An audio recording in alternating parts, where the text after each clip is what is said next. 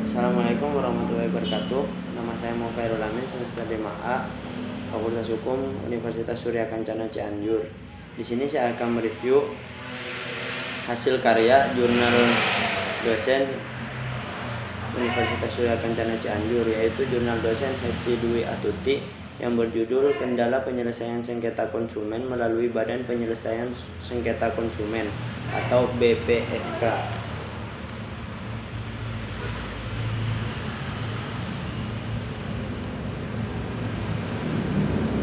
Pembahasan A. Mekanisme penyelesaian sengketa konsumen di Badan Penyelesaian Sengketa Konsumen atau BPSK.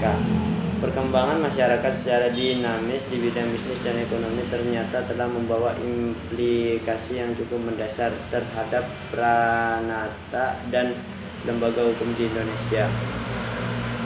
Implikasi terhadap pranata hukum disebabkan kurang memadainya perangkat norma untuk mendukung kegiatan bisnis dan ekonomi yang sedemikian pesatnya. Kondisi tersebut kemudian diupayakan dengan melakukan reformasi hukum.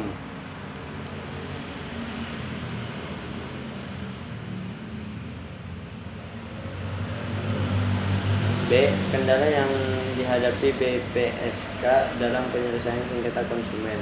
Undang-Undang Nomor 8 Tahun 1999 tentang Perlindungan Konsumen yang materi dasarnya dimuat dalam Undang-Undang Dasar Pasal 27, Pasal 28D Ayat 1 dan Pasal 33 Undang-Undang Dasar 1945. Norma-norma perlindungan konsumen dalam sistem Undang-Undang Perlindungan Konsumen sebagai undang-undang payung yang menjadi kriteria untuk mengukur dugaan adanya pelanggaran hak-hak konsumen yang semula diharapkan oleh semua pihak mampu memberikan solusi bagi penyelesaian perkara-perkara yang timbul sebagai pelaksanaan dari undang-undang tersebut.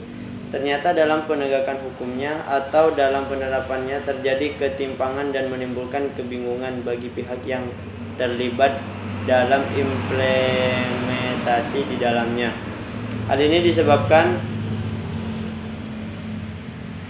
ketentuan hukumnya tidak sesuai sebagaimana yang diharapkan, yaitu untuk penyelesaian sengketa konsumen secara cepat, sederhana, dan murah. 1. Kendala kelembagaan atau institusional. Hambatan kelembagaan atau institusional BPSK masih menjadi persoalan yang sangat mendesak. Eksistensi BPSK yang hanya aktif di beberapa kota saja mengesankan hingga kini pemerintah atau pusat dan daerah belum serius menangani isu perlindungan konsumen. Sejumlah masalah yang bersifat teoritis dari eksistensi BPSK dalam penyelesaian sengketa konsumen belum semuanya teridentifikasi.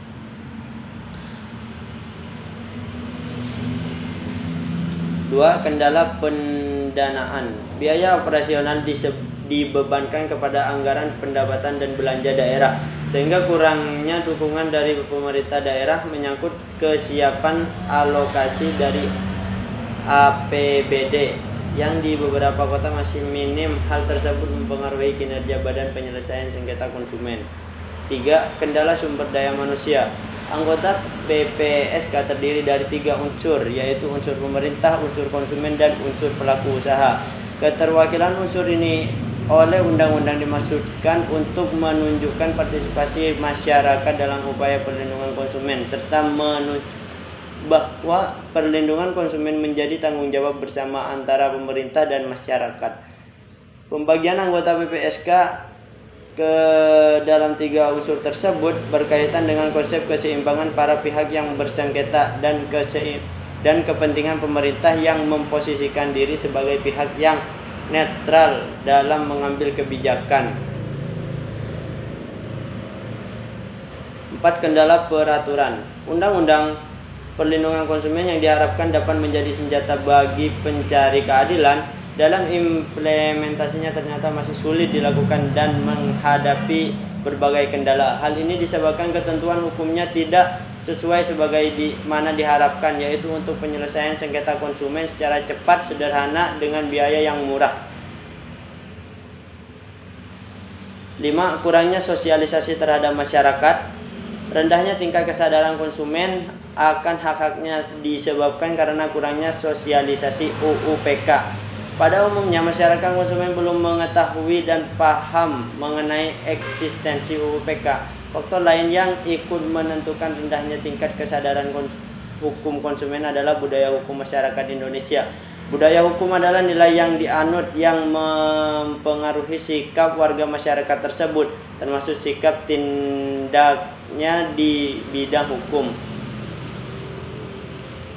6. Kurangnya pemahaman dari badan peradilan terhadap kebijakan perlindungan konsumen. Keberadaan BPSK belum sepenuhnya diakui dan diantisipasi oleh lembaga pemerintah, serta belum mengetahui bagaimana hubungan BPSK dengan pengadilan negeri.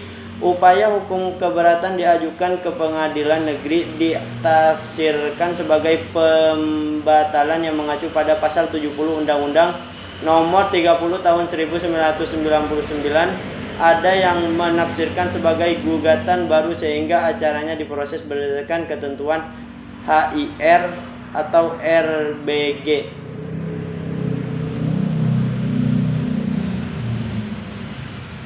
Dengan adanya beberapa kendala tersebut, maka untuk mengisi kebutuhan agar UUPK dapat dilaksanakan, terutama aspek yang menyangkut kekosongan acara atau adanya pertentangan dengan perundang-undangan lain sepanjang yang menyangkut peran badan peradilan.